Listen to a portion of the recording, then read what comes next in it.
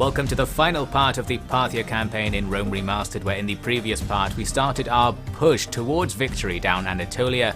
We also held off the Egyptians in a dodgy fight that we somehow won, and we managed to defeat the Scythians, quote unquote, by fighting them a bit more to the point when they decided to get peace with us, so that's finally over.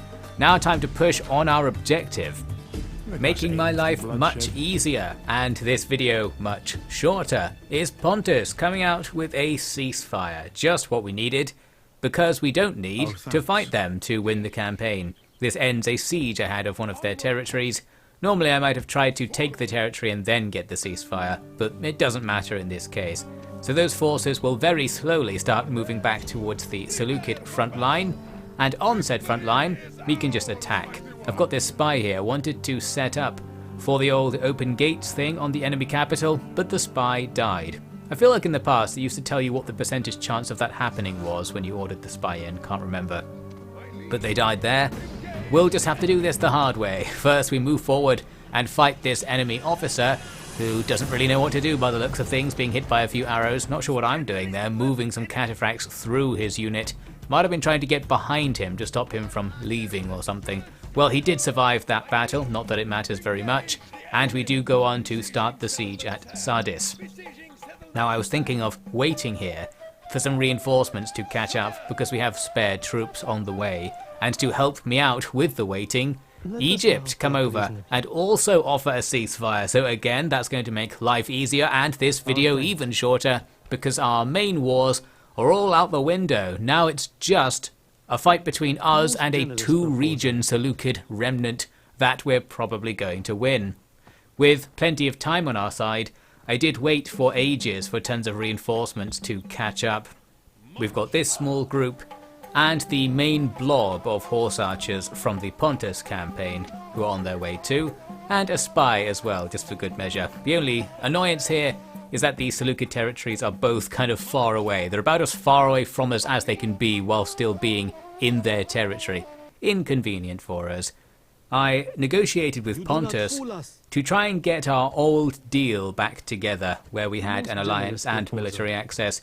We have to go down to just alliance, but that's fine. So the war's over, we're friends again until they betray us next, which, as long as it's not in the next few turns, doesn't matter. Here we are at Sardis, the enemy's current capital. That balance bar's looking pretty good with my giant stacks, but of course I don't trust it at all, so we have to save before seeing what the auto-resolve will make of this. Well, it was good enough for me. Again, at this stage, doesn't really matter what happens in the long term, so we can get these armies killed. We even capture this wonder, which gives you 30% off religious buildings. Would have been useful to have that earlier, because I've gone and built like the second and third level of those buildings at all of my settlements to control public order. Well, we move on and attack the Seleucid army just outside the town. This time it's a real fight, well, a real fight by the standards of this campaign. We're going to stand near the enemy and wait for them to die. We're doing the old just have a big line strategy here, which is very successful. And I think we see more evidence that trying to do anything more clever than this actually makes it harder, because when I advance a flank towards them, then some of their units start to react and come out to attack us.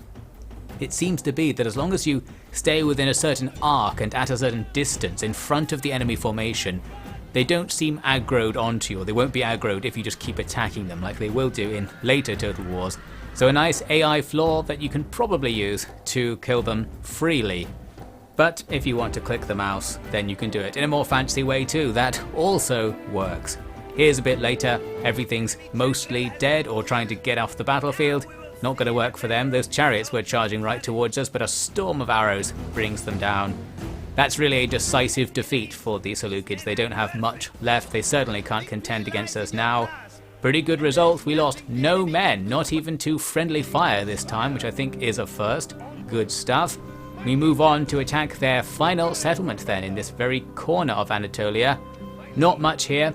It looked like we could do a siege draw out if I attacked these guys just outside the town, but they wisely retreated, so it doesn't quite work out. We'll start setting up a siege. We could just siege them out and not even play the game anymore. But I did realize we can use the spy, so I ended the siege to bring the spy inside, and then I thought, well, since I've ended the siege, We might as well try and do another siege draw out, because there are some guys standing on the other side of the town. They probably couldn't retreat or something because they stand and fight, giving us this pretty easy battle. Going to do it manually to try and get a good result. But I totally messed this one up because I did not predict correctly where their reinforcements would show up. They were right next to me, and this would have been predictable if I was paying attention. Clearly I wasn't, so as the battle starts, I need to get out of the way. And the big mistake is that now we're fighting them on their own line of retreat, so they can just move backwards and leave pretty easily. As for those guys already on the field, my generals will chase them down. There's a bit of a risk here with our shooting match against the bulk of their force, because we have rocks to our back. If these chariots ran forwards, we might not be able to skirmish away. Fortunately, they're not running forwards very efficiently. They're gradually getting closer, and these other cav are as well. But not much effort goes into a big charge or anything like that. They're generally allowing me to shoot them and very slowly kill them. Horse archers aren't especially good at killing chariots, suffice to say, but when you've got loads of them constantly attacking, it works eventually. And then the AI makes a great decision. They decide to pull everything at the back off the field. So more appreciation for the AI's ability to withdraw, while it perhaps uses it a bit too much or just doesn't withdraw on the campaign map and then trolls you in the battle. Yes, this is a perfect situation to withdraw. That's going to save many lives on their side and screw me over strategically.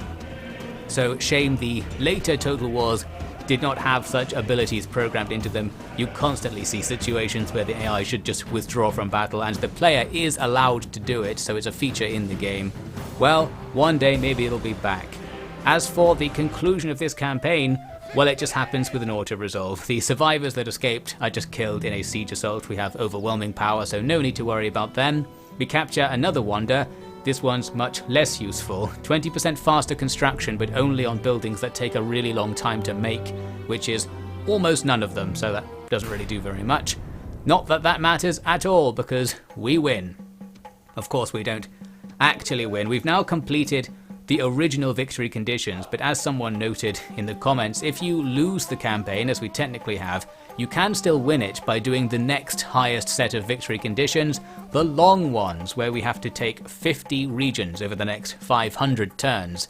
Well, we've got 22, that's almost halfway, and it's 50% more-ish than the 15 you need for the short victory conditions, which also requires that you defeat the Seleucids, so that's why we did that. Let's just say we've done the medium victory conditions.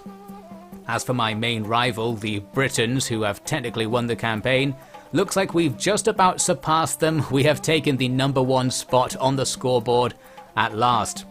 I decided to click through and look at some more score stuff with the top 5 factions. We're not doing that well for military, we're somewhere in the middle, so the Britons have like twice our number of units, troops, strength, don't know what it's actually measuring there. But interestingly, their territory has been going down, so they went up to get their victory conditions of 15 regions, but then after they lost them, so they no longer meet their own victory conditions, further cementing our post hoc victory over them. At least we're by far the #1 when it comes to population, perhaps as a result of me having low taxes everywhere, so we have massive population rate increases going on, and loads of our settlements had loads of people to begin with anyway. After that, I just clicked around all these other menus that I hadn't looked at so far. These are all things added by the remaster. I didn't find any use for them or feel like I needed them, but maybe they're useful for something. I guess I'm too old school to look at new menus to work out what to do. I just click on stuff, but there's another way to click on stuff through these lists, particularly useful if you've, say, lost your diplomat or something, which happened to me a fair few times, but I think there's another list somewhere that I looked them up in. Maybe there are lots of list menus now. There was also this thing, which I did see some people saying is a really good feature, where you can move your retainers between characters. I didn't use it at all because I didn't pay any attention to the retainers whatsoever, because they don't really matter in the grand scheme of things, but it's nice to have that there, I suppose. All I really wanted was for them to add a thing that tells you how much money you're going to make each turn, and a movement range bar, something like that. So they've added some other stuff that I didn't find as useful as that. I feel like those things would be pretty easy to add. They probably just didn't want to, or didn't think of it, or something. A shame. So here we are at the end of the campaign. Overall, I had a relatively good time playing it. I think Rome Total War is actually a pretty decent game and has features, of course, that are lacking in later Total Wars, which is why it's always interesting. However, as a remaster, well, I'm not sure if this is that much better than the original outside of battles. In battles, it's way better than the original, so you have to do the trade-off there. The battles are so much easier to control and so much smoother and just more fun to play.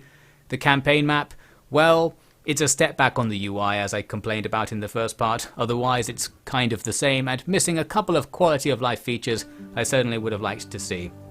And of course there's the infamous pathfinding that everyone complains about.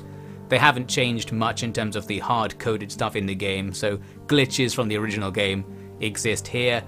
Would have been great if they could have solved that, but I suppose from their perspective it's too complicated. They don't want to change the code because then you have to start retesting the game and things. If you just release the game roughly as it was before, the old testing will suffice and you can just not spend money producing it, but you can still charge a decent amount of money for the product. And such is the way things go, more and more so over time, of course. You could look at this from a very utilitarian sort of perspective and say, well, they probably wouldn't have released it at all if they were going to think about taking the glitches out because the producers wouldn't allow it and such. It would have been too expensive. They would have rather put their money into doing something else. So it was either glitchy remaster or no remaster, and some parts of the remaster are better than the original. Well, from my perspective, who got this for free, it kind of works like that, but if you had to pay for the game, maybe that's not so much of an interesting trade-off to have received. I don't really know. Overall, 5 out of 10, maybe a 6 out of 10. It could have been better, they could have done more stuff, they could have done less stuff and people still would have bought it, I suppose. It just would have destroyed their reputation a little bit, but that's fine. You can convert reputation to money. That's what Paradox does and it's working for them. Well, good game. Kind of.